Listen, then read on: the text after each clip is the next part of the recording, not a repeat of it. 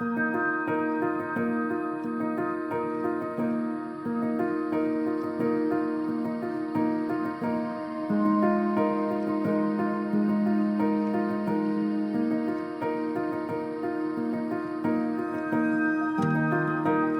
Are Earth means to me that we are a lot more connected than we've placed ourselves in the world.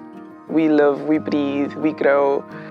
We've put ourselves separate, but in actual fact, we're made up of all of the same things. Agriculture is the biggest economic contributor in Swellendam. It provides work employment for the majority of our community compared to other industries, factories or government jobs. In Swellendam, you're in nature. You feel the soil, you see the mountains, you're close to the ocean, close to the river. This is a breakaway from the city life.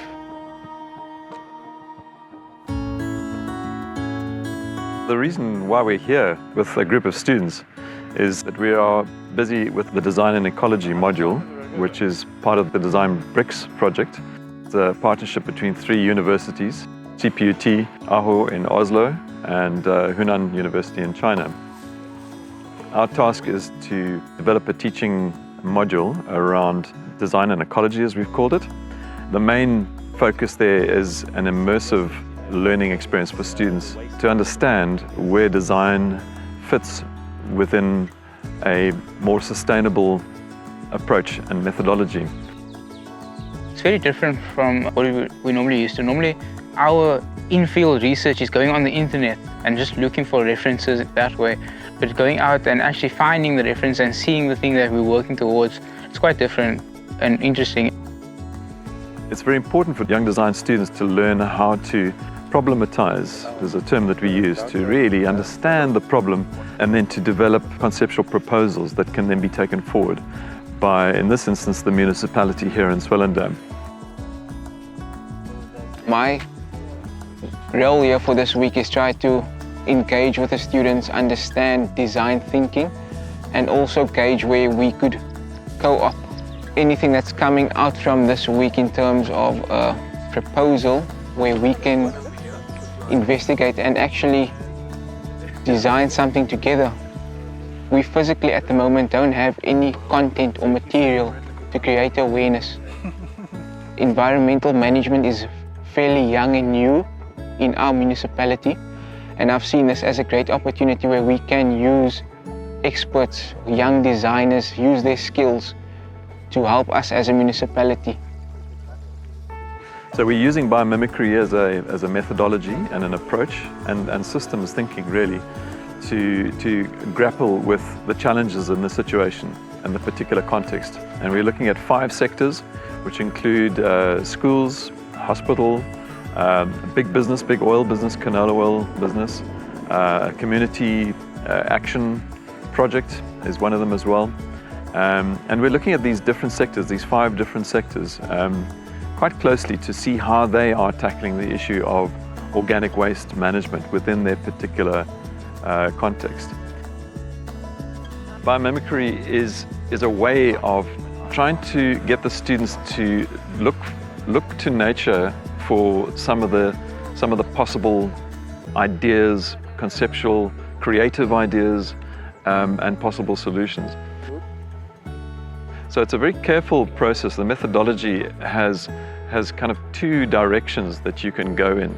You can move from biological inspiration towards design solutions, or if you have a design problem or a design challenge in mind, you can actually then go to natural solutions and learn from those solutions and bring them back into the design process.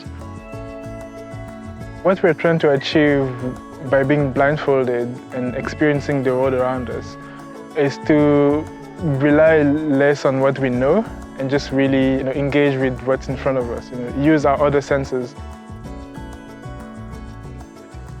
So if you take away the sense of sight and just use the sense of touch and smell and possibly taste, when you're holding something like a leaf, you are investigating and inquiring what that particular organism might be all about.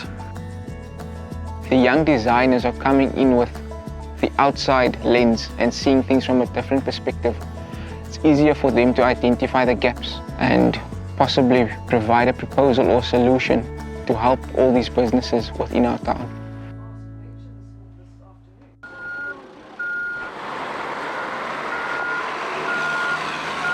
So right now we've got some formal pickers there, guys that have asked us, can we come to the site and remove?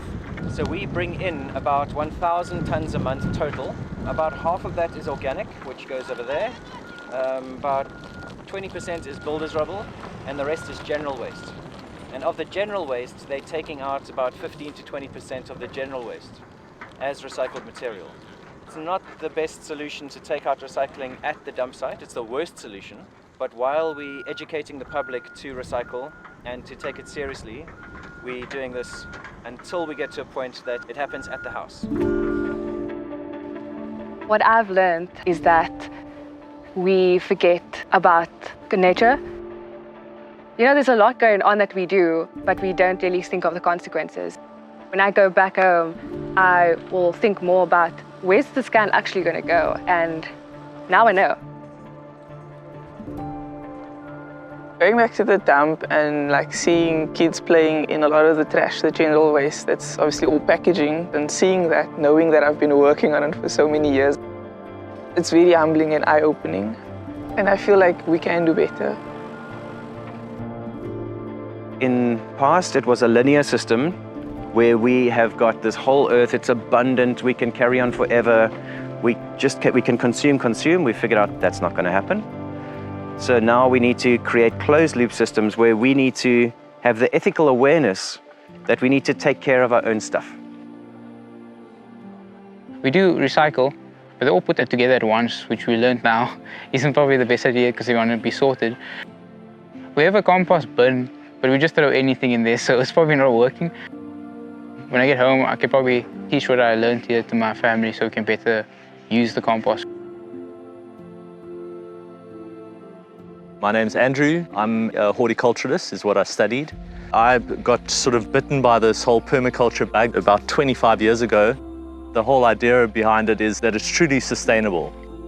There's absolutely like millions and millions and millions of tiny living things that's happening in our soil. The more healthy our soil is, the more life there is in that soil, then the better the relationship between the plant's roots and that soil. A healthy plant is more able to adapt to other environmental conditions. We're here at Unity Community Food Garden. Started about a year ago. Allotment system on private land. Anybody can join. We're asking people for a small donation, and then we give them 100 square meters in which to grow whatever they want for their home. So we have 23 members so far. When somebody sows seeds, there's normally an abundance. There's lots of sharing and trading going on. We're very much working together, although each person has their individual site. We've run a number of these nomadic pedagogic projects where we take students away from the campus. We've looked at the idea that we are water, and we've really examined the issues of water scarcity and climate change. So earth and soil are a critical factor in the way this planet survives. Soil health, composting, and of course that then takes us to the central challenge around organic waste management and how that can in fact be a part of looking after the earth.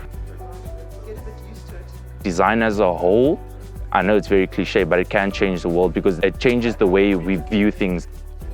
The takeaway would be to be more considerate as to why things are happening the way they happen, and have that positive mindset to either change it for the better, or if you don't have that willingness, then contribute in some way that won't necessarily be, again, massive in 5 minutes, but will have massive impact in 10 years for someone else or for some other creature. We shouldn't be trying to run away from nature or trying to destroy it. More included into our daily lives.